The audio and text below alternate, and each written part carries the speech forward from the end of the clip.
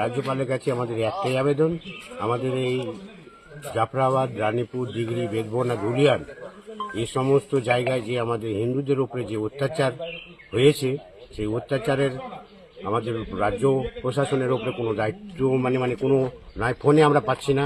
তার জন্য আমরা এর আগে আমাদের এখানে বিএসএফ ছিল, সেই সময়তে আমাদের এখানে কোনো গণ্ডগোল হয়নি, এবং বিএসএফ চলে যাওয়ার পরে এখানে ফের আবার এই ওয়াকআপ বিল, কোনো এনআরসি, এই সমস্ত নিয়ে আমাদের উপরে অত্যাচার অন্যায় হচ্ছে, মা বোনদের প্রতি হচ্ছে অত্যাচার। এবং আমরা পার্মানেন্টলিভাবে রাজ্যপালের কাছে এখানে স্থায়ী বিএসএফ ক্যাম্প অথবা আমাদের এখানে রাষ্ট্রপতি শাসন করার জন্য অনুরোধ করছি।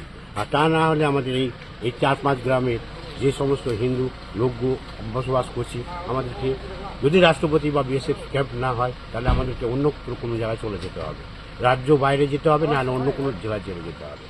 এই জন্য আমাদের খুব জীবনের আশঙ্কা নিয়ে আমরা দিন যাপন করছি। ছেলে ও বাবাকে খুন হয়েছে, সেটা নিয়ে কি বলবেন? ছেলে এটা অন্যায়, খুবই অন্যায়, মানে এটা অমানবিক কাজ। এবং মানে খুন তো করেছে এবং পুরো গ্রামকে জ্বালিয়ে দিয়েছে। এমন কোনো বাড়ি নাই যে সেই বাড়িতে আগুন ধরায়নি, প্রত্যেকে এবং মা বোনেদের প্রতি অত্যাচার করা হয়েছে। এবং যেমন আপনি দেখবেন যে আপনার মহিলাদেরকে জোর করে বলা হচ্ছে যে আল্লাহ আকবার না বললে তোমার জীবন বিপন্ন করে দেবে, ভয়ে সে বলতে বাধ্য হচ্ছে, নিজের স্বামী, ছেলে, মেয়েকে বাঁচার জন্য সে কথাটা বলতে বাধ্য হয়েছে। এরকম অনেক কেস আছে। এবং মা বোনের ইজ্জতে শ্লীলতাহানির করার চেষ্টা করছে।